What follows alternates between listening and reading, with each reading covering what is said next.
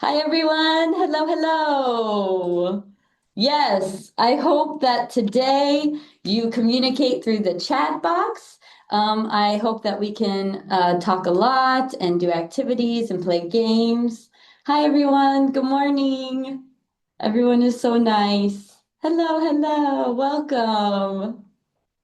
Hi. So let's get started because I have a lot that I want to cover today. Today we are talking about teaching grammar for communication, not just correction. So, how many grammar teachers do we have here today? Do you guys teach grammar or reading or maybe school subjects or maybe you teach speaking? Do we have grammar teachers? All sections. Well, today we're going to cover a little bit of everything because grammar is used in speaking English. And so today we're going to cover many things. So I hope that today we can all learn and glean from this session. So let's get started. All right. So first of all, welcome to eFuture event for teachers in Vietnam. Today you are here. You are at my session. But next week, I hope that you join us as well. Our eFutures Sue Kim is going to be talking about making your phonics class fun and effective with lots of games and activities. So I hope that you join us next week, March 20th as well. Yes, thank you, Yeri. Yeri posted right there the link for Sue's webinar. So you can follow that link and you can follow the QR code as well, and I will share it at the end also. Okay, so let's go ahead and jump right in. So first of all, who am I? My name is Hannah. Hi, I'm from Illinois in the United States. I studied elementary education and I was a certified teacher in the US. I have taught English in Korea for 8 years. I've taught EFL for 8 years, and now I'm an ELT consultant with eFuture. So in the chat box, could you introduce yourself? Could you tell me your name, maybe where you're from? Well, we're all from Vietnam, but could you tell me maybe what age group you teach? So your name and what age group that you teach. Do you teach kindergarten, primary, secondary? Can you let me know in the chat box? And have you used eFuture books before? That's what I want to know. Hello, hello. So can you guys tell me, hi, and tell me your name and tell me what you teach, your age group? Okay, we have a teacher from Peru. Welcome. Everyone is welcome. So the eFuture event for teachers, we have created webinars based on what you want to hear, teachers in Vietnam. But of course, this webinar series is for all teachers because the information that we share is going to be beneficial for teachers all over the world. Yeah. Oh, freestyle teaching. Nice. Okay. So yes, what age group do you teach? Can you guys let me know in the comments? Oh, it's nice to meet you. Group 6 to 12. Okay, great. Yeah, we're going to be talking about older ages and secondary levels as well. So to get started, I want to do a grammar challenge. Children 6 to 15. Wow, you teach a lot of kids, like a lot of age ranges. That's great. Hopefully today you can use it for all of them. Okay, 6 to 12. Nice. I see a trend. So to get started, we're going to do. Oh, wait, I need to give everyone a chance to introduce themselves. It's so nice to meet you guys. Very nice to meet you. Yeah. Okay, so to get started, I'm going to start with a grammar challenge. And what I want to do is first I want to do emoji sentences.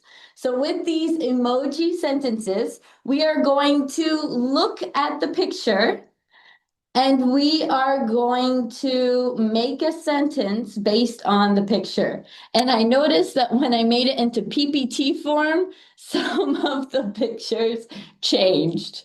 This wasn't one of my picture. So let's look at the first emoji sentence. Okay, so look on the left side, look at the emoji sentence, and I want us to try and make a sentence based on the emojis.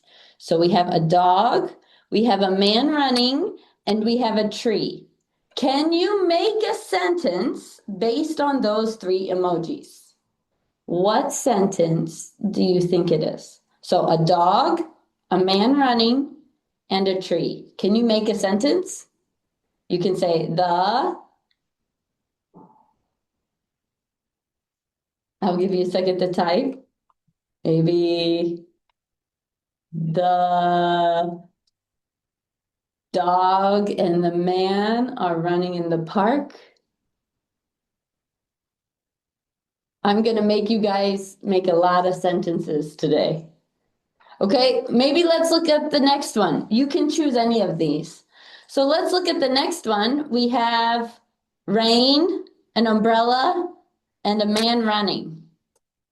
What sentence could we make with that? Okay, let's look at the next one. We have a family, we have a plate, and we have a house. What sentence could we make with this one? So if you guys could type in the chat box, and if you could tell me what sentence am I trying to get you to make? A dog is running in the park. Yay, we have our first sentence. Thank you so much. Okay, what about the second one? What sentence can we make?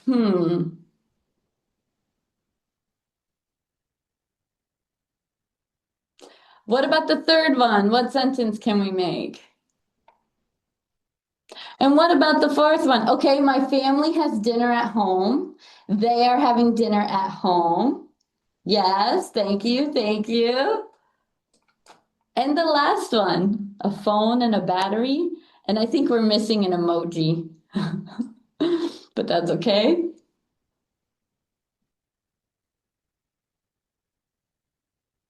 So in doing this, this is our challenge. So I hope you get used to this exercise because we're going to do it throughout the webinar today.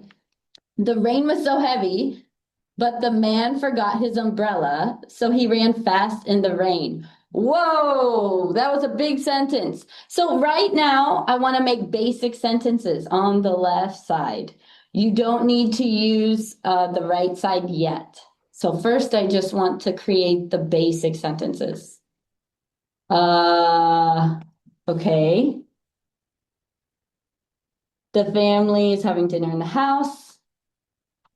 My phone is out of battery. Okay. If you notice, everyone's sentence is a little bit different. We're all using different grammar structures. We're all using different grammar points, right? Because I just gave you pictures and I said, create a sentence. So we could do that with students. We could say, here's an emoji, make a sentence, or draw a picture, make a sentence. But of course, we want to follow grammar structures. So using English Wave, our new secondary course book, I am using the example right here.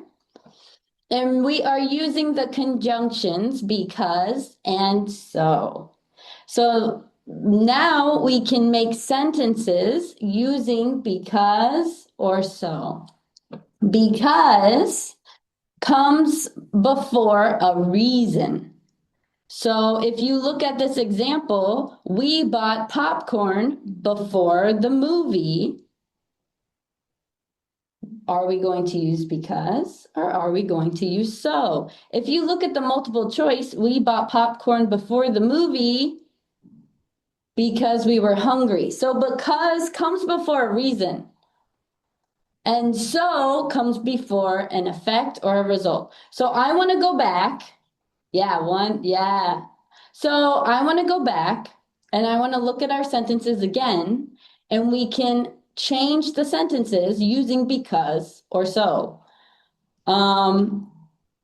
We can say, the dog is running because the man is running in the park.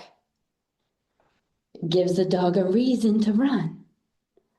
But if we use so, the dog is running fast, so the man ran fast. The dog was running, so he had to catch the dog. Or the dog was running, so the man had to catch the dog. So this was just a warm-up challenge, okay?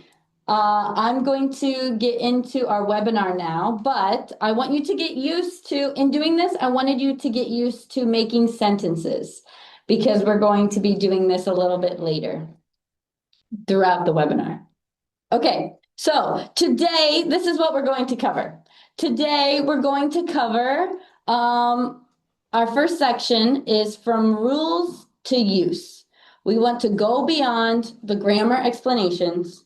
Like right now, I explained a lot, right? But we want students to use it. It's so much more effective if the students are talking or you as a webinar participant are typing. It's so much more effective than you just listening to me explain. And even as I was explaining, yeah, okay, even as I was explaining, I was thinking, it would be so much better if we were talking in person, if students were sharing. Okay, so that's what we're going to talk about in the first part, from rules to use. Students use structures to share real ideas and information.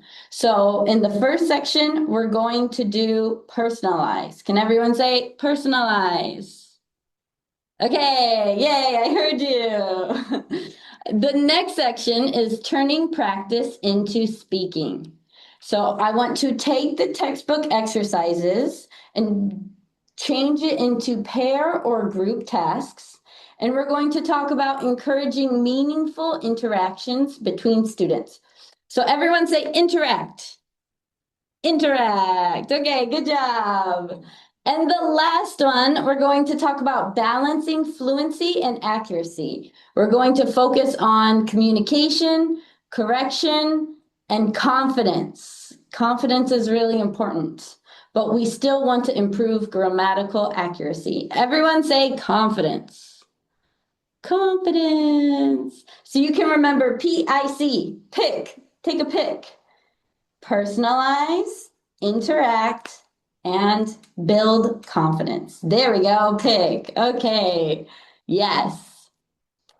So if you stay till the end of the session, we are giving you a special gift. And if you visited the session last week, then you might have an idea of what the gift might be. So make sure you stay till the end to see what the gift is. Okay, so first we're going to talk about personalize. We want to take the rules and we want to use them. Many students think of grammar class as rules, tests, worksheets, red pen corrections, but we want to create communicative classrooms that help students see grammar as something useful and a way to express their own ideas. That's ultimately what grammar is. Grammar is not just knowledge. We want grammar to be communication. It's something for us to use. So some tips when we are teaching grammar through communication. Number one, instruction. We want to provide clear examples and have student volunteers. Number two, inductive learning. We want students to discover grammar through examples. If they memorize, they're not going to remember it. But through real life examples, they will. And the same thing goes for contextualized grammar practice. We want them to have real world context, real world stories. And then we want to take it and we want to review and recycle and do it again and again in many different ways, which eFuture books do. So first, uh, it says at the top, hand body movements. My font changed a little, but hand body movement. So the first thing that we can do is we can teach grammar even for the young ones. And we can do it through exercises by moving their body. For example, we can check for background knowledge. We can talk about the pictures. We can read it and act it out and change it into a song. So for example, we can pretend this is our cat because our example has a cat. So let's make a cat, maybe like this, okay? And then we can read it and say, look at the cat. Can you guys do it with me so I'm not alone? Look at the cat. It's in the box. Let's make a box, okay? Look at the cat. It's on the box. Can you put it on the table? Look at the cat. It's under the box. Put it under the table. Now we can change it and turn it into a song.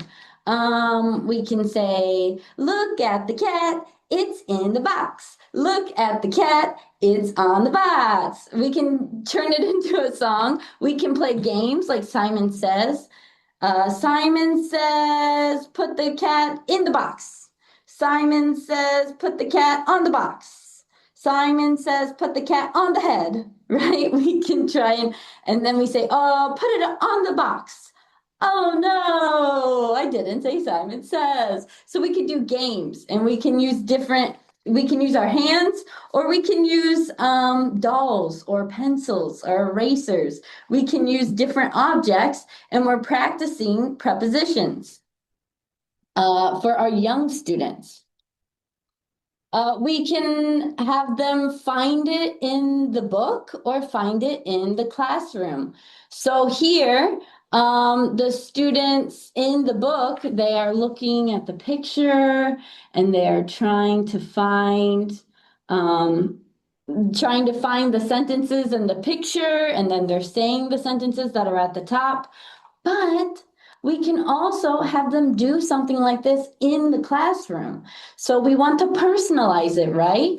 So not just looking at the book, but we can take objects. So here, what's in the bag? In our preposition. Okay. Oh, look, it's a duck. Can you see? It's a little duck. So this duck, I have many. And we can hide these ducks in the classroom. Maybe the students hide the ducks. Maybe they're partners. One student hides the duck and the other student has to find the duck or find many ducks. And they have to say, oh, number 16, I put numbers at the bottom. Number 16 is on the book. Number 28 is on the chair. Number 12 is in the basket. So we can have them using objects in real life, doing things around the classroom as well, or finding things in the classroom. So what we want to do is when we plan activities for grammar, it doesn't just have to be worksheets. We want to get students to communicate. So how we do that is by using real life examples, using what they know. They can make sentences. We can make it meaningful by acting it out, using hand motions, pointing to things in the classroom. We can do things again and again through chants and songs, using the targets, but in many different ways, recycling. We can have them creating pictures and creating sentences, using media, using pictures and videos and visuals. And so it's important to ask yourself, what do your students like? What do they know? What might they be exposed to that they can talk about? So we can do this through using flashcards. So talk about Surroundings, talk about the things in the classroom. Like I said, using their background knowledge, but also using flashcards. We can use flashcards to make sentences and to play games. And this example here is not even a grammar book. This is a course book. This is from our Hand in Hand second edition that is coming out. So stay tuned. But yes, so I will tell you a little bit more about the second edition, but using flashcard games and changing the sentences. So for example, if you look at part D, it says, look and make sentences. There are toys on the bed. And so you can ask, what is on your bed? What color is your bed? Talk about their toys, talk about their bed, talk about what's on the bed, what's under the bed, right? And so we want to personalize it. And talking about flashcards, we have many flashcard games. I don't think my video is playing, but that's okay. We have many flashcard games on our website. So I encourage you to check it out. We have car racing games and find the missing card game and behind the wall game. This one here is on the head. So on the head, another preposition, on. So having the students use flashcards like these here, these ones right here, and then playing games and making sentences. And you can do a game like this, not just with flashcards. You can have students write sentences and they play the game. They put it on their head and they have to guess, is it the toys are on the bed? Yes. So doing games like this is a great way to get students thinking, critical thinking. So some other ways that we can also do this for young learners, use grammar, is to act out the story or use imagination. Here, the students are in part A, it says say and match. It's a big bear. It's a long snake. And instead of just having them draw the lines, we can have them create different sentences. So this is an example from one of my old students. I took toilet paper rolls and I glued it together. And she's looking around the classroom at different things, but we can have them use their imagination. And so, for example, we can go like this. So she's looking around the classroom and then she stops and says, it's a big snake. Look a little bit more. It's a young lion. And they can use the sentences and change the sentences like, oh, it's a scary bear. So having students take the sentences from the book, take the grammatical structures from the book, but we want them to communicate. We want them to use their own imagination, their own background knowledge to change the sentences, to practice keeping the same structure, but to change it. And I just want to point out that this example is from a speaking book. It's from Magic Speaking. So grammar is very important and it's very special because we can use grammar throughout all skill books, whether it be speaking or course books, reading, listening books. Grammar is really important when learning English, right?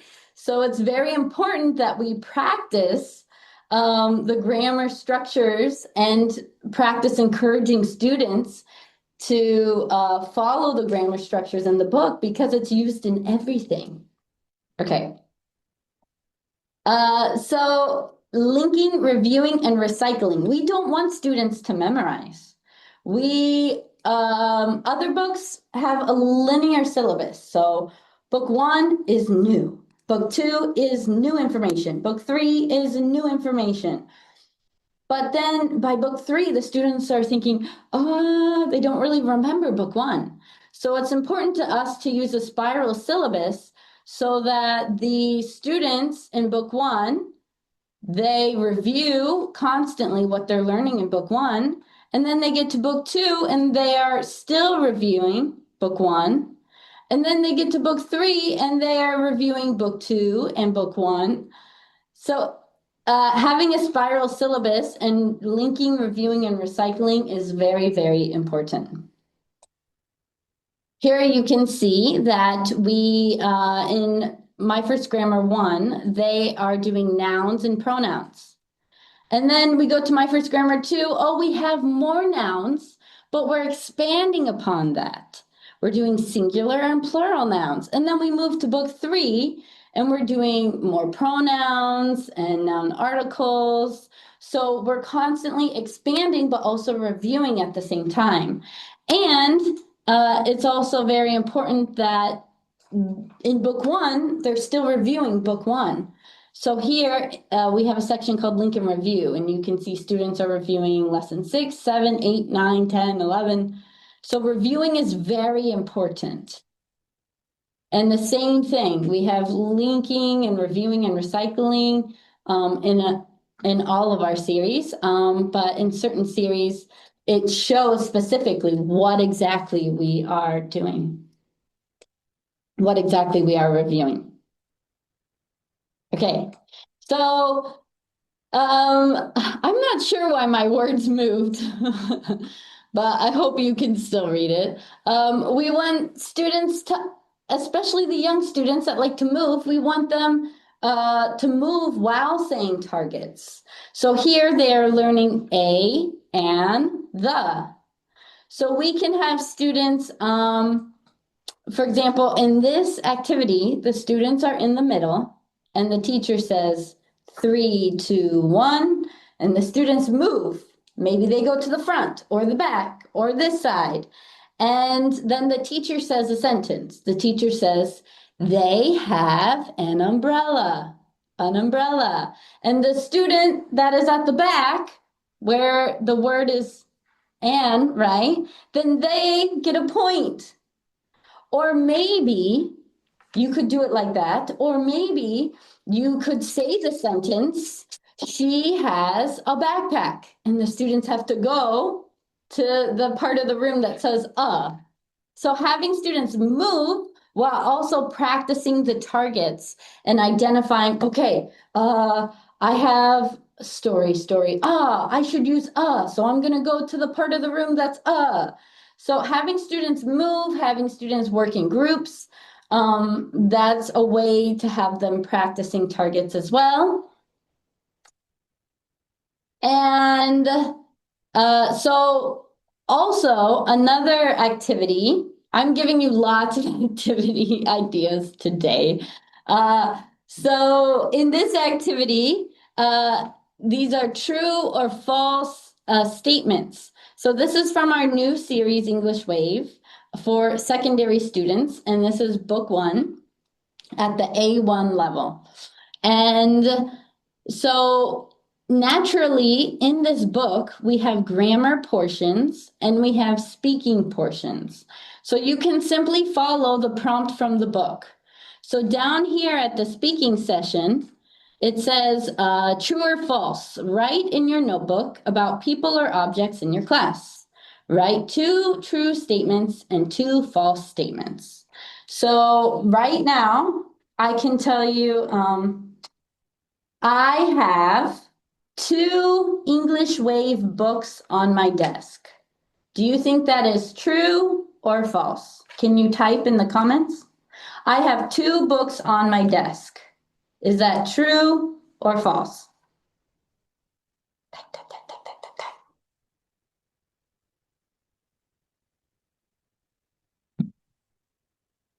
Think that's true? The answer is true. Oops, I disappeared. There are 2 books. Okay, now I can make another statement and say, I have 1 drink on the desk. I have 1 drink on my desk. Do you think that's true or false?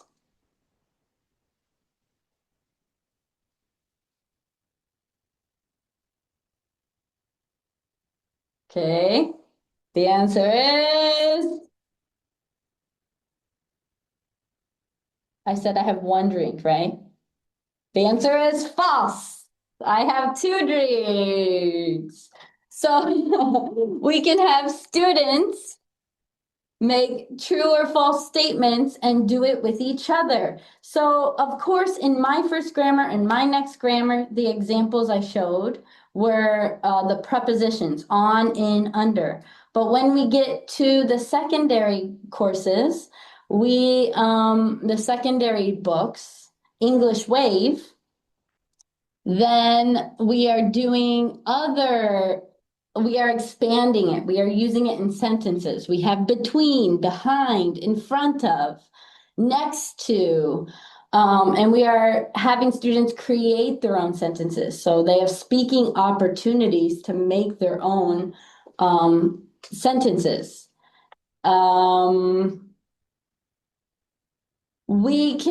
This is also from English Wave. So this was English Wave 1. Now we're moving to English Wave 2. Again, we can still have the older students moving while saying targets.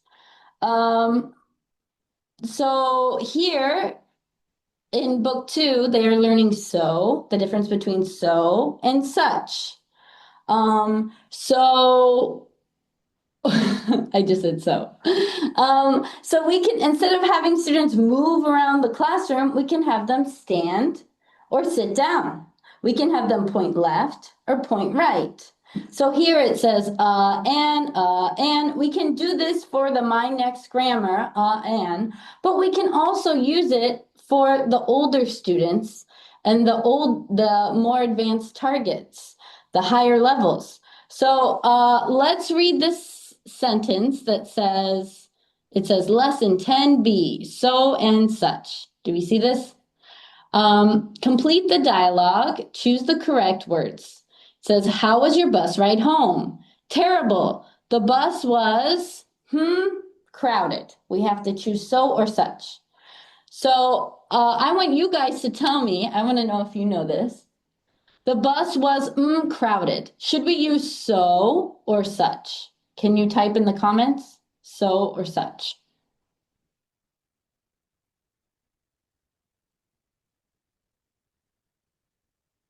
So on the left side, right here, this right here, this is from the lesson.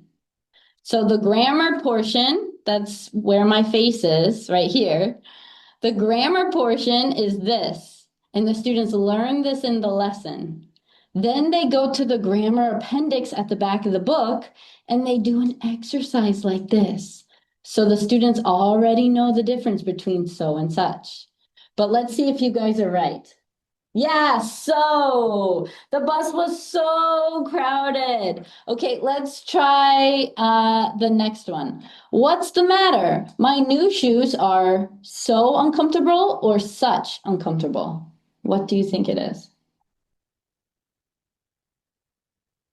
Yeah, again, it's so. So when we have an adjective, it's so. So comfortable, so crowded, so stressful, so tired. But when we have a noun phrase, so for example, here, oh yes, it's so a quiet place or such a quiet place. What do you think it is? This one right here. Such, quiet place. Such a quiet place. Yeah. So what we could do is we can have students, right? We say the sentences out loud together, and maybe for so, they sit down, and for such, they stand up. And they have to say the sentence when they're sitting or when they're standing. Or maybe so is this way and such is this way. So we want them moving their body while saying the sentence as well. We want it to be interactive and fun. Okay, moving on. We can have students drawing pictures. So here in this example, it says where my face is, it says draw and guess. Write 3 sentences, choose a word from the box, and use a preposition that we learned onto the box, off the box, into the box, right at the top. We have the example at the top, and then the students are using it and speaking. So they draw a picture and their friend has to guess what their phrase is.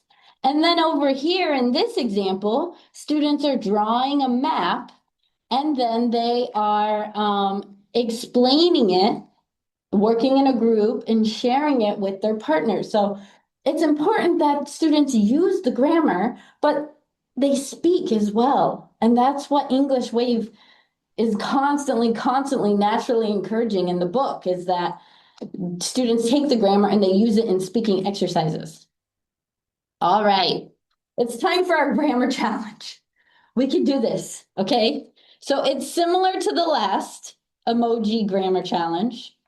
So let's try this again. So we are using because and so. Because comes before a reason, so comes before an effect or result. And again, my emojis didn't work. So we're just gonna have to try our best. All right, so let's look at the first emoji. Let's make a sentence with because. The car is going fast because, can you guys type and tell me?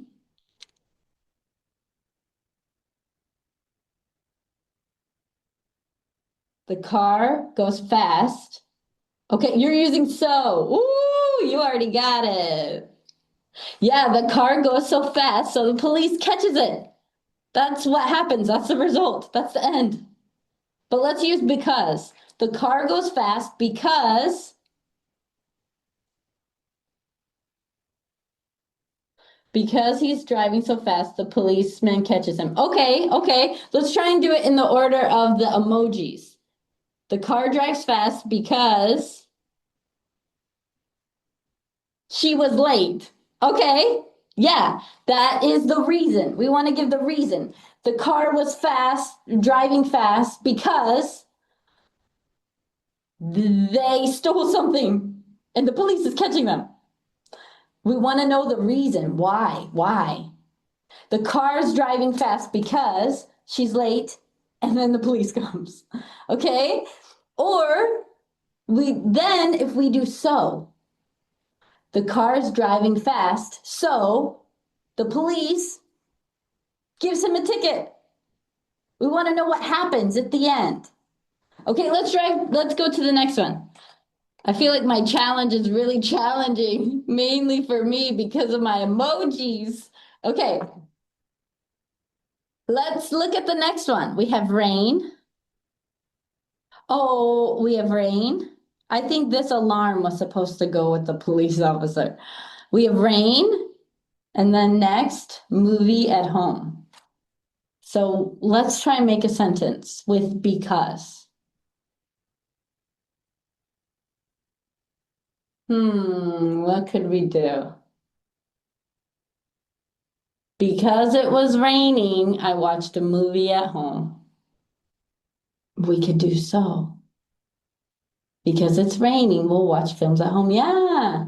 Because it's raining cats and dogs, we have to stay at home. Cats and dogs. Because it's raining, we come back and watch a movie at home. Okay, now let's use so. We can say it's raining, so we went home. It's raining, so we go home instead of going to the cinema. I like your sentences. Good job, everyone. And everyone's giving a different sentence. Okay. Yeah. So what we're practicing because, and then we give the reason or the cause. So, and then we say what happens after, right? Okay. These challenges are challenging. Okay, now we're moving into our second portion. I really want to thank you guys. Yes, thank you for your sentences. Thank you for participating and coming up with sentences.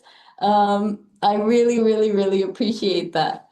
So next we're going to talk about turning grammar practice into speaking. We want students interacting. Yes, I'm sending you a heart too. You guys are awesome. So we want students interacting. So remember PIC. What was PIC? It was, what was the P? Do you remember? I'm gonna let you type that. What was the P? Now we're at the I. The I's interact. Personalize. Yes. Yes, you guys are awesome. Thank you. Okay, so interacting. We want students talking to each other, not sitting and looking at a book. So by using groups or partners, the teacher talks less and the students talk more. We want students working in partners. They can help each other. They can play the teacher. They can do rock, scissors, paper, and then we can change partners. Don't just keep one partner the whole time. Have them practice talking to different people. Using groups, having 3 or 4 people in a group, or you can do half the class, left side, right side, purple team, green team. Using, like I said, team colors. We can have them doing board games in groups or ball passing games or sharing presentations in groups. Having the students mingle. So maybe 2 people, but you're constantly changing partners. Maybe they do fill in the blank exercises or surveys or the on the head game that I showed. They can do on the head and then the partner guesses and we go to a new partner and we do the game and we guess and then new partner. So we want them talking to many different kinds of people and mingling. So we want them practicing the sentences and the sentence structures again and again and again. So students learn and remember things so much easier whenever they're hearing their peers say it, whenever they're actually saying it, rather than just the teacher constantly speaking. Okay, so a great way to have students naturally interact is through games and activities. So having the teacher demonstrate what to do first, having student helpers then demonstrate, and then having the students do it together. So we want students to be excited to learn, and games do that. Hands-on items. It's important to be creative and open-minded. And we can use objects from anywhere. We can use dice and paper and pencils and paper clips and balls and erasers. Yeah, so absolutely, yes, contextualize. Okay, so having students do presentations, work in partners, work in groups. We can have students, maybe they have a different role each time. Make sure that they're saying all portions of the page and the activity, that they practice talking, not one person is talking the whole time. And yes, students learn by example, and they really learn from other student examples. Having them use art, maybe drawing pictures or of the sentences, drawing pictures of the sentences, or doing Pictionary games. The emoji game, that's what I'm trying to do with the emoji game, is simply looking at a picture and trying to create a sentence based on the target of that lesson. So we can also, for older students, have them make their own material, have them draw their own pictures, have them draw their own emojis, try to. So when they make their own material, it becomes that much more personalized for them. So here's an example of a game. This is the spinner game. So using my first grammar, the sentences here, it says, look at the rabbit. It's under the tree. So we can make a song, talk about the picture, and then have the students play the spinner game. So what you do is you take a pencil and a paper clip and you spin it. And then they have to change the sentence. So, or maybe, so we spin it and we have ducks. So we can read number 4. It says, look at the ducks. They're on the bike. And then we spin it again. And we have table. So let's try and find table. Oh, ants. Look at the ants. They're on the table. So we can practice the sentences from the book, but then change the sentences. So maybe we take it and we spin it. We have garbage can. Look at the garbage can. Spin it again. It's on the tree. What? That's a silly sentence. But we are practicing the structure, right? And making sure the students understand it is a silly sentence, but we are practicing creating our own sentences with the correct structure using the nouns. Okay, then we can do activities like roll the dice. So it's important to first do the first one together as an example. So the first one, number 1, it says, look at the cat. It's in the sock. But how we can get that answer is by taking dice and rolling it. So for example, my face is where this dice is, okay? So the students can work together in groups and they can create sentences. So for number 2, we have she is. So we have to choose the girl, right? So we can go through all of these and make sure the students understand what to do, and then they make new sentences. So for the new sentences, maybe we roll the dice and we get 3. So what is 3? Ants. So look at the ants. Then we roll the dice again and we get 6. And we can choose rock, scissors, paper if with our partner. Maybe I want in and you want under, and we do rock, scissors, paper. Oh, you win. We're gonna do under. So look at the ants. They are under. We roll the dice again. Oh, 6. Let's 1, 2, 3, 4, 5, 6. The igloo. Look at the ants. They are under the igloo. Okay, let's do it again. Let's roll the dice. So my point is using the example from the book and making sure the students understand the activity, doing it together, make sure they understand the sentence structure, make sure they use the correct pronouns, but then having them make their own sentences and draw their own pictures and expanding it. So again, we roll the dice, we get 5. Look at the snake, okay? The snake, what would we use? We would use it, right? Yeah, okay. Look at the snake. It is, let's roll the dice again. Oh, let's do rock, scissors, paper first. Rock, scissors, paper. I want in, you want on. Rock, scissors, paper. I win, it's in. Look at the snake. It's in the, what's number 1? Tent.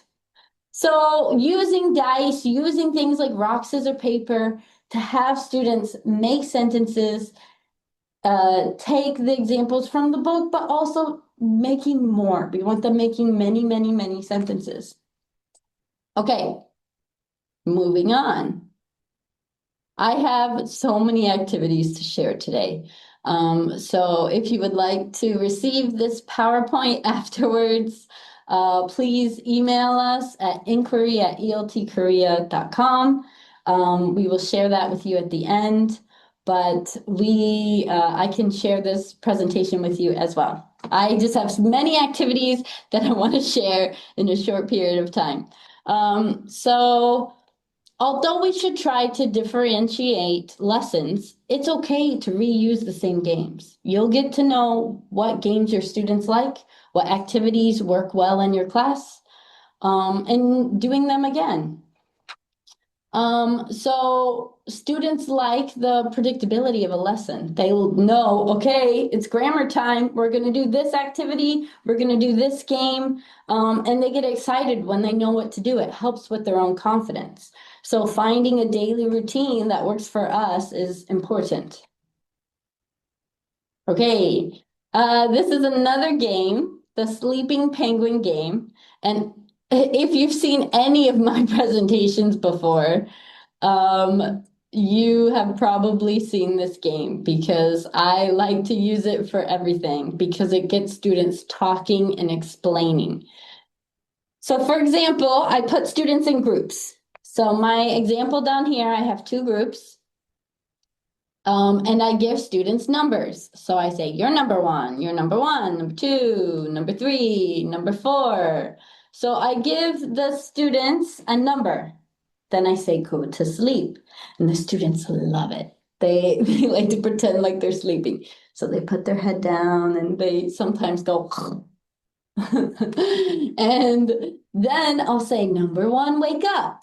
And then I will point and I will say, number one, this is your object. Okay, right here.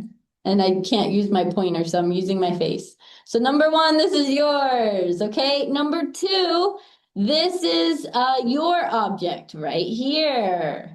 Number three, oh, so I say wake up, go to sleep. Number two, wake up, go to sleep. Number three, wake up. This is yours. Number three, go to sleep. Okay, number four, uh, this is your object. Oh, wait, no, this right here. This is your object. Go to sleep. Everyone wake up. And then they have to use their words. They have to practice using the sentence from the example to tell their friends what their object is. So for example, number one will say, there is a clock on the shelf. Okay, because we're using on and under. And again, this isn't a grammar book. This is a course book, but we can also practice grammar. So number one tells their friends there is a clock on the shelf. And number two says there is a pink pillow on the chair. Number three says there is a, did I do backpack under the table? Or was it the picture frame on the table? And then number four says, oh, there is a cat under the chair. So practicing and using the language that they learn in grammar class, they can also use it in other classes as well. And so having students do games like this, information gap activities where they have to talk to their partners is really, really, really helpful in communication. Okay, so moving on. So it's important to be aware of time, right? We don't always have a lot of time. And it can be overwhelming to plan so many activities. So one game, one activity, one opportunity for speaking is enough, but we want to include at least one activity where students are able to create and talk about the sentences. We just want to make sure that students are working together for a big portion of the class. And naturally, if they're working together, they're going to be speaking. More speaking is better chances of learning. So doing mingling activities. So again, we have the speaking series here. But we are talking about prepositions again. And the prepositions are highlighted in blue. We have under the bed, in the bookcase. So for example, we can have students do mingling activities. In this section, it says practice speaking. We can have students do mingling activities. So maybe they write on a piece of paper. We're just going to do part B and part A right here in this example. So I can't look So for example, this girl, what the students do is she writes on her paper, I can't find something, okay? So if we make a box like this, just like playing bingo, and she's going to do the left column. So I can't find, and she can write it. She can think and brainstorm beforehand. I can't find my mom. I can't find my homework. I can't find my water bottle. I can't find my pencil. I can't find my shoes. Okay. Then when she's finished filling out the left box, her right box is empty. So she has to stand up and say her sentence to her friends. Okay. And then her friends, they also have the left side filled out. But they have to answer what hers says. So maybe they say, look under the car, look in the bathroom, look on the cat. So you can have students prepare both columns beforehand, or you can have them try and think on the spot. You can have them try and create it on the spot. So you can leave the left column blank, or you can have them fill it out beforehand. Um, if that makes sense. So this paper would be this little girl's right here. And so, for example, she would say this, and then maybe whenever this girl, the first girl, whenever this girl says hers, maybe she says this answer. So you could do it in many different ways, but the point is to have students standing up and talking to each other, and they can prepare what they're going to say beforehand, or you can have them try and think critically, think quickly, if that makes sense. But the point is to have them standing up and talking to each other using the grammatical format, the grammatical targets. Okay, so we want to shift lesson structures, and remember that grammar is a tool. It's not the goal. It's a tool to use in any subject, any skill, lesson, anything that you're going to teach. Remember that grammar is a tool. We use it. So we can adapt any lesson format into a communicative one. So some ways that we can change it is we can create information gaps, like the mingling one I just showed. We can personalize it by getting students to talk about their real lives. Context, contextualize, use stories and dialogues and situations, not just sentences. We want the sentences to mean something to them, and we want them to understand the context of it. And we want to guide discovery. We don't want to just always explain, explain, explain, explain. They have to learn on their own. Maybe letting them look at the book first and, okay, what do you think we're going to learn today? Letting them try and discover instead of us explaining everything. Here is an activity example of doing mingling activities. So in My Next Grammar, here they are learning about singular and plural nouns. So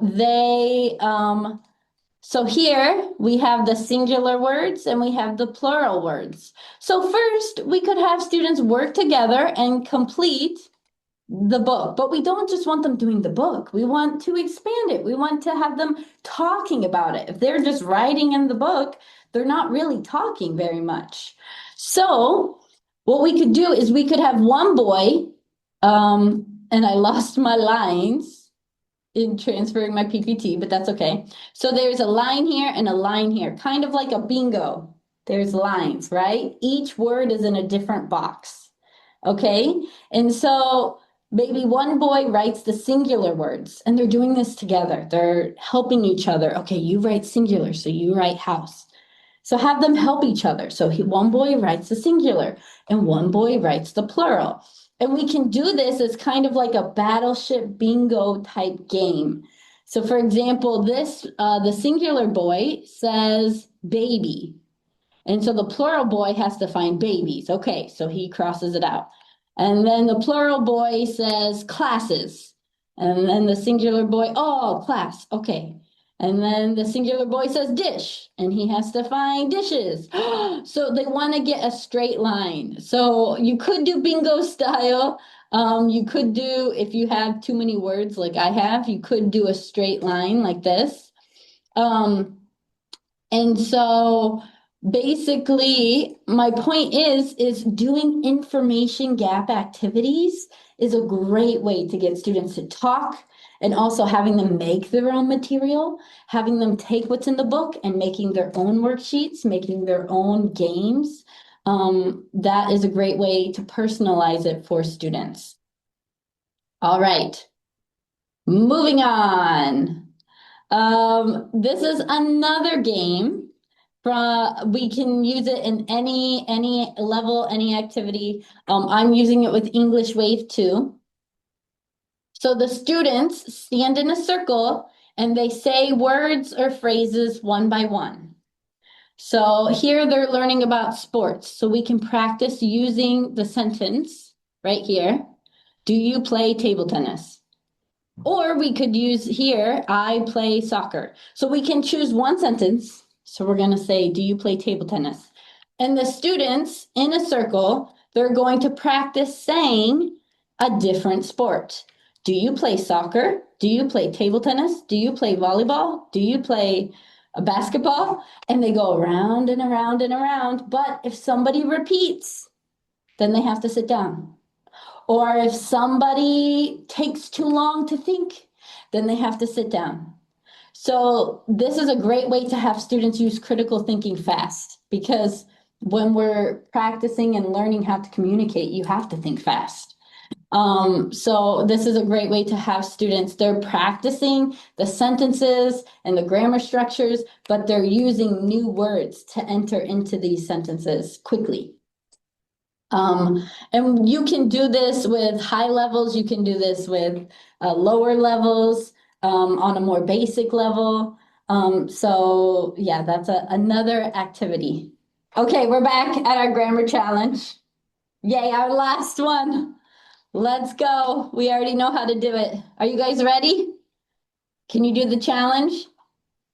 We already know how to do it. I'm just hoping my emojis. Okay, yes, let's go. I'm hoping my emojis are still there. Oh, only one changed. Okay, so we have more pictures. All right, so we're still using because before a cause or reason, so before an effect or result. So let's make a sentence with because. So look at the first sentence. I was tired because I ran to work. We're doing because. I was tired because I ran to work. I slept early because I ran home from work.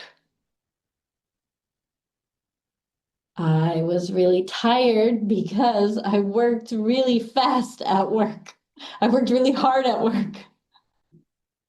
I got up late this morning. Okay, so yes, okay. So because is the reason. Because I worked hard. Because I was tired. Because I ran. Like the reason or the cause. Now, so I got up late, so I had to run. It's the ending result. Okay. I practice so I can improve. Yes. Do we have any more sentences?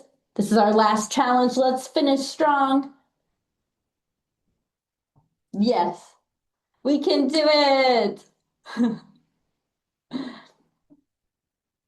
So if you need help, you can look at the example from English Wave 2, the conjunctions because and so.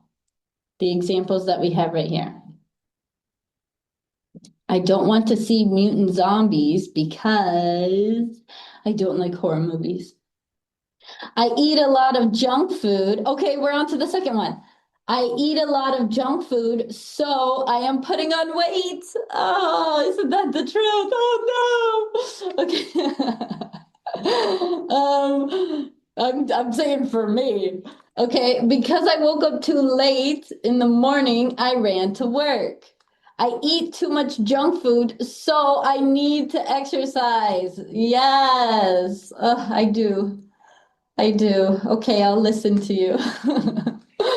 Okay, so we're using because and so. I think we're getting the hang of how to do these emoji sentences. So either showing emojis or having students create emojis and the other, like sharing it with a partner and the partner has to guess the sentence.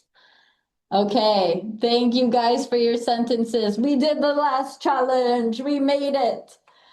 Okay, so this is our last portion. Balancing fluency and accuracy.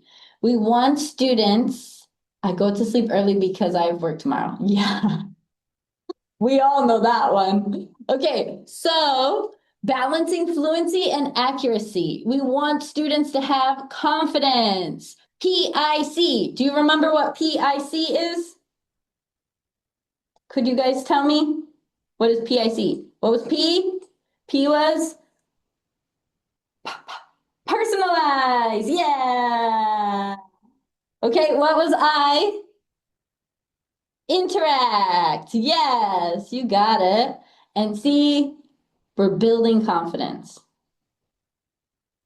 All right. Yes. Thank you, guys.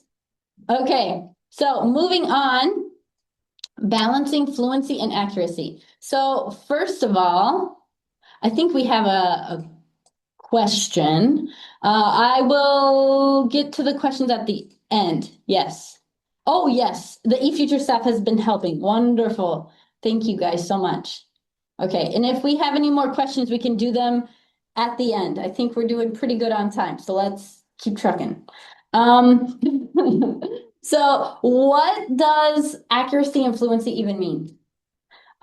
First of all, fluency, helping students speak naturally and confidently, but also at the same time, helping them correct their grammar accuracy. So in a class, it could look like this, letting students finish their ideas instead of saying, oh, you made a mistake, oh. So letting them finish their ideas. We can listen for common errors and correct them after activities. Choosing one small grammar point to focus on instead of correcting everything at the same time. If we say, well, you made a mistake here and here and here, that's stressful to the student. So choosing one thing at a time, and praising their communication first. So the goal is communication is first. Correction helps students improve, but we don't want it to stop them from speaking or trying. So here, toss the ball. This is a great way, just like the Survivor game where the students had to think quickly. Students can also do this where the teacher plays music or we don't even need music.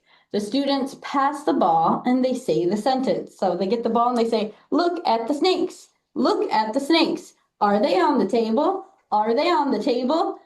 No, they aren't. No, they aren't. So we can take any sentence from the book and we can practice saying it, right? Repeating it, repeating the structure. So repetition helps with accuracy. And if they're hearing it again and again and again, and they're doing it again and again and again, it's going to help their accuracy because they've heard it many times. So why are our EFL students, why are they any different than other students learning grammar? So when I taught in the US, it was a different kind of grammar. And the reason why grammar is so important for our students is because they're not ESL, they're EFL. So for example, this little boy, Min, he is Vietnamese, but he moves to America or the UK or Australia. And he's hearing English all the time. He's hearing it at the store, he's hearing it at the hospital, the supermarket. But she is learning English in Vietnam. So she doesn't hear it all day, every day. So although Min hears it all the time and he's hearing the repetition all the time throughout his daily life, Mai is not. So it's important that we use grammar and we practice the correct structure in everything because that's the only time Mai is going to hear it. It's most likely in the classroom for the most part. So our students are very diverse from the levels to their grammatical understanding, their learning styles, their ages. And so there are some common difficulties that they might face based on level, based on being EFL students. And so it's important for us to personalize and adapt the speed and the focus, and be perceptive to what our students need. So here is another activity. I have my games. They're sneaking in, they're coming out. So yes, confidence. That's what we want to build is confidence. Absolutely. So having the students practice listening as well with grammar. So maybe they do this in partners. And the maybe the teacher says the sentence or another student says the sentence. Look at the mice. They are on the car, and the students have to touch it. Look at the rabbit. It is on the alligator. The students have to find the picture and touch it. And so letting the students be teacher and they're saying the sentences and they're practicing touching it and finding it. So this is a game on our YouTube. I hope that you check it out. It's called Slam. But yeah, it's another fun activity that helps students with their confidence and with their fluency. They're hearing it from the teacher, they're hearing it from their friends. Yes, so how do I know my students' needs? It's important that we observe during class activities. And that's why it's also important to have activities so that we have a chance. If we're standing up and talking the entire time, we can't really see how the students are doing. So by having many group activities, we can actually observe. Having peer encouragement, self-encouragement, it's important to create an environment where positive feedback is constantly given. So that see positive feedback. I'm getting it in the chat box and I'm already smiling. It's really, really important to give encouragement constantly and encourage students to encourage each other. Okay, I have so many games. This is a liar game. So it's from the grammar series, but we have the students, they're saying the sentence here from grammar and context. I have so we have 4, 5, 6 students come to the front. And student number 1 says, I have a queen. Student 2, I have an elephant. Student 3, I have a key. Number 4, I have a book.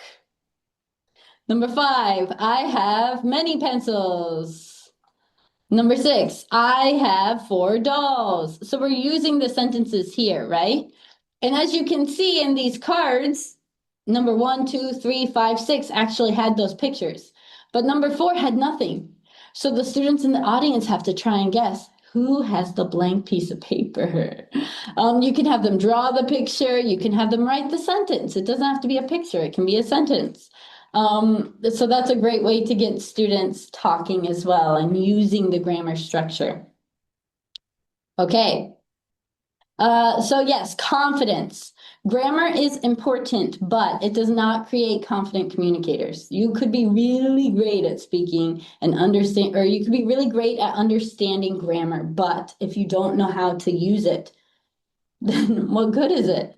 So in many EFL classrooms, students can complete the exercises, but it's hard to talk. And that's what we're trying to encourage here. All right, so having students do things like role play, acting out the story, using puppets. Maybe these characters here, maybe they cut out the characters and they use it as little puppets while acting it out. Or maybe they become the character and they role play and they present in front of the class. These are all forms of communication. So, but what if they make many mistakes and how do I correct it?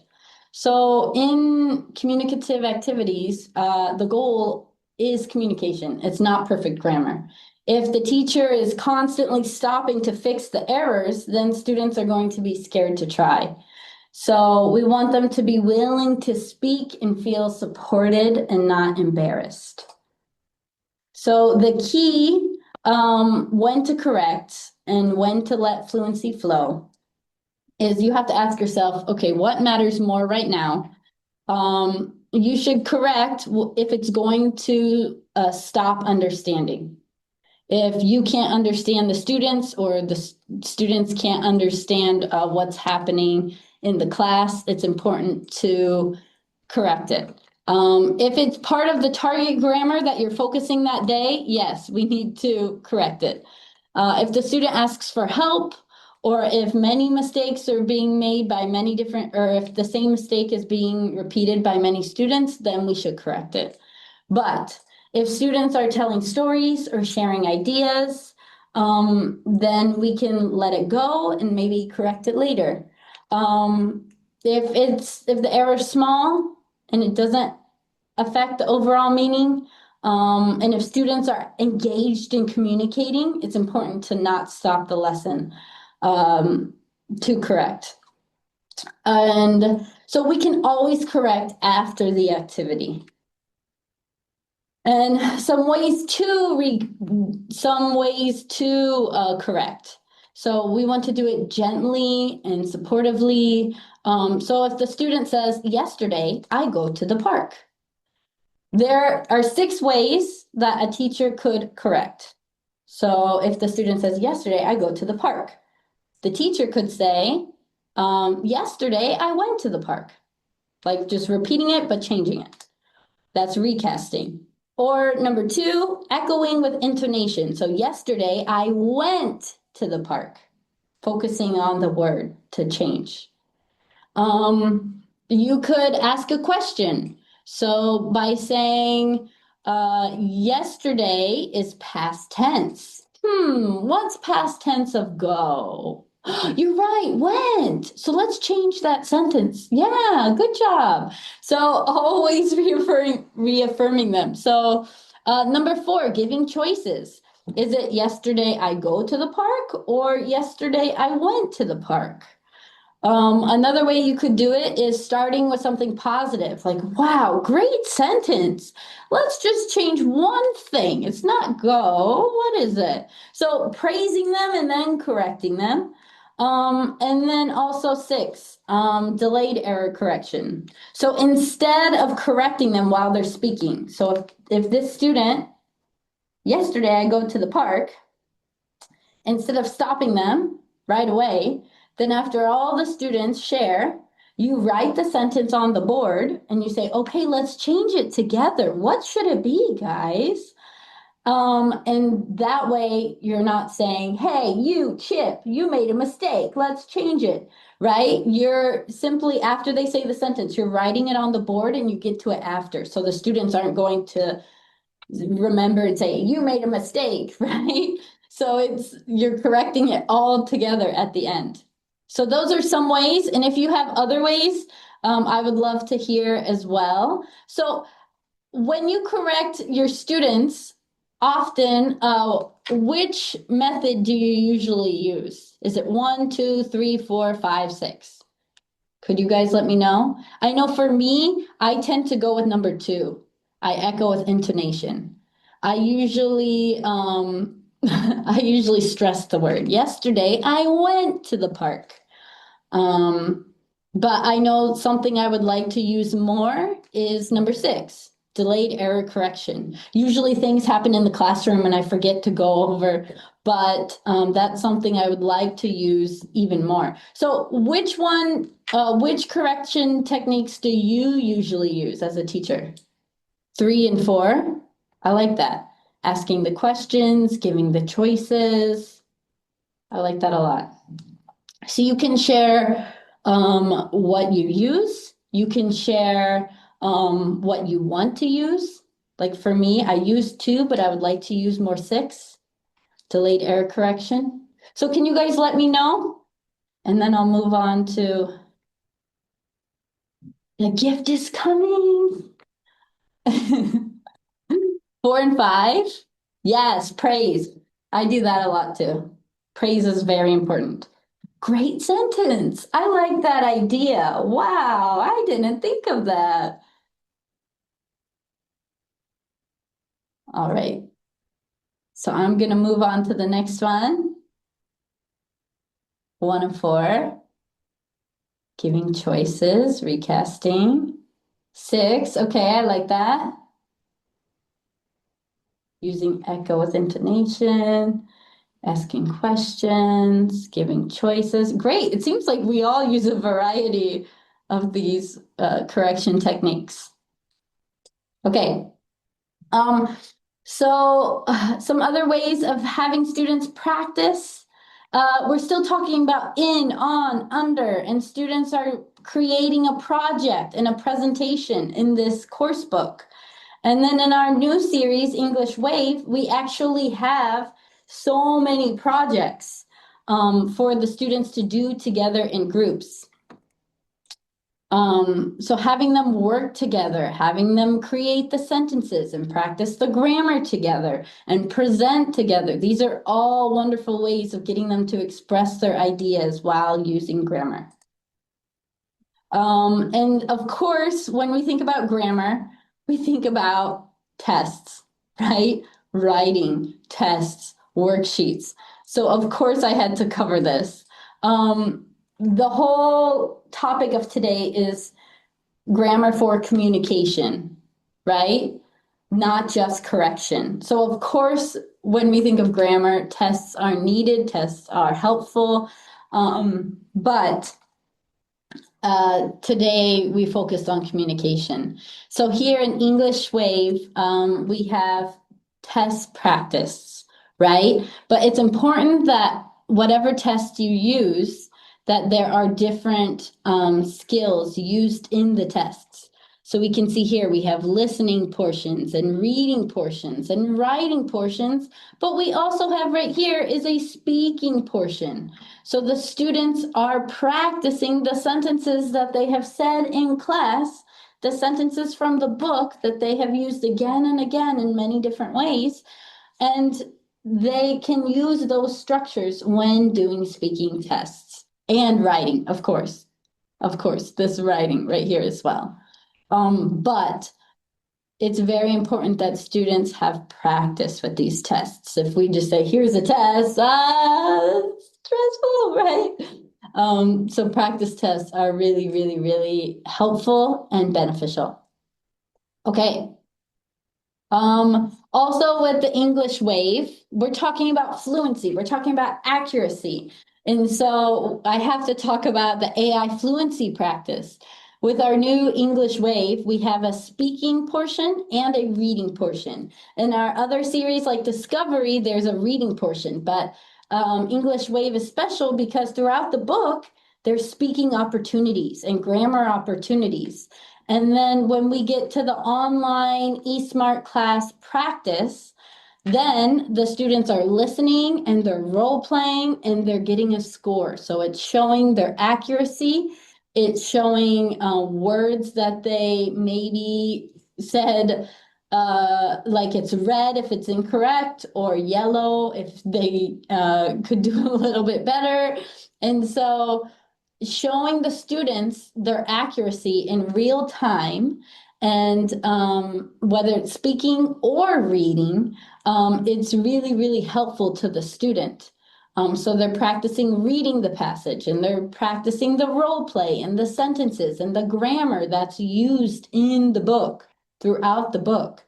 So that's something that we're continuously trying to give aid and help teachers and students with is fluency practice because it's really helpful. Students can do it at home. Yeah. Okay. And of course, us teachers, we need help sometimes. And so having a lesson plan, having materials, of course we need help. Of course we need resources. So make sure to look at our website and you can see the books, you can get flashcards and worksheets and lesson plans. And you can see right here grammar charts and syllabus charts and tests and many different things. So check out our website. That's right down here at the bottom. Okay. Oh, thank you. Thank you, Sue. She shared the website. Okay. So as we close, I want to end with a few things. small changes in our classroom can make a big difference.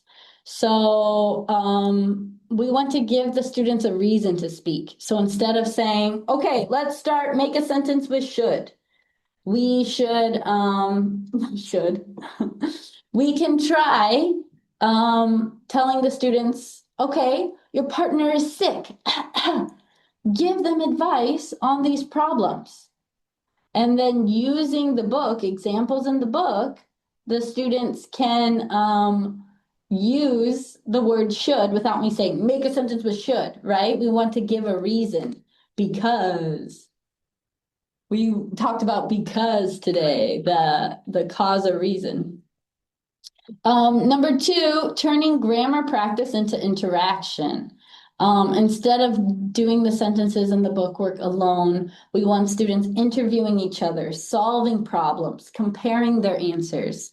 That's really, really helpful in helping them remember and learn. And so we want to focus on the meaning first, not just the form. So we want to have students communicating and then we can clarify grammar. Okay, so it's important that we remember that students are not learning because we explained well. We could be the best teacher. We could explain so well, but the student doesn't understand. And we think, why don't they understand? Like I had a really good class, but the students, they learn because they use it to express their own ideas. If we contextualize it for them, then they're going to understand, then they're going to remember. So grammar is a tool. It's a bridge between people and it's part of our real language. It's not just rules in a textbook. So we're done. Thank you guys, but don't go. There's more. The books that I used today, these are the books that I used. Are you guys familiar with these series? We have My First Grammar, My Next Grammar, Hand in Hand, which the examples I showed today are from the first edition, but we have a second edition coming out, which also has the speaking and the AI fluency practice. We have Magic Speaking. I talked about this as well, and our new series, English Wave. So more from these series. There's a lot of levels within each of these series. And you can see here the leveling. So today I covered levels 1 all the way. English Wave goes up until level 9. But today I focused mainly around levels 1 to 6. But English Wave is our new secondary course book. Yes, Sue is sharing all the links. She's getting ahead of me. So first, here's Bahasa. Yeah. So as you can see right there at Bahasa bookstores, you can contact Bahasa, visit the website, find all of our books at Bahasa right there. So take a picture because I'm going to go to the next one. Next week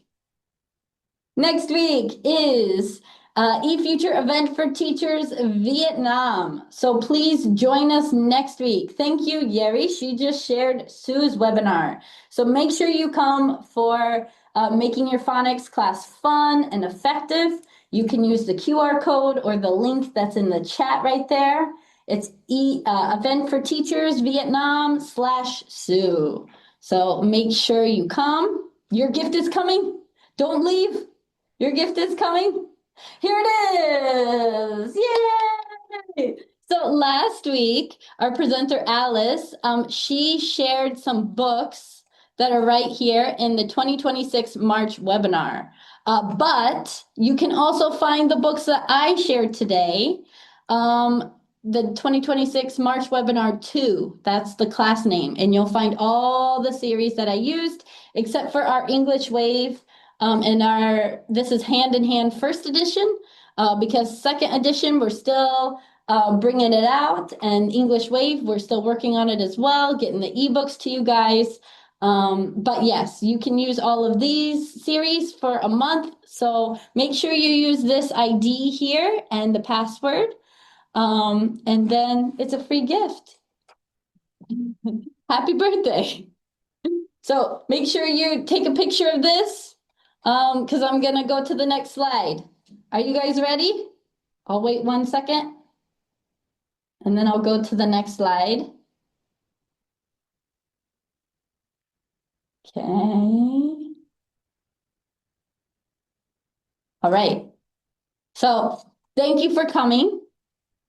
Wonderful. Thank you for coming. Make sure if you want a certificate, you can do the survey by following the QR code. The link is also below it. And Yeri just sent it in the chat as well. So you can fill out the survey and get a certificate. So I just want to thank you all for coming. I hope you learned a lot of games and activities and ways to encourage communication in grammar classes as well. And I think, yes, also our social media. Check out our social media as well. Yeah, the webinar is going to be on our YouTube. Here is the YouTube link, Facebook link, Instagram link. Wow. My team is so wonderful. I say something and they put the links like that. Yeah, eFuture. I love you guys. Thank you for all these links. Thank you everyone for coming. That's it for today. Enjoy your gift. Get your certificate. Yes, next Friday. Come back. Come back for Sue's. Thank you guys. Thank you for all your participation. You guys are wonderful. Thank you, thank you, thank you. And thank you. Yes, have a great day, everyone. Bye-bye.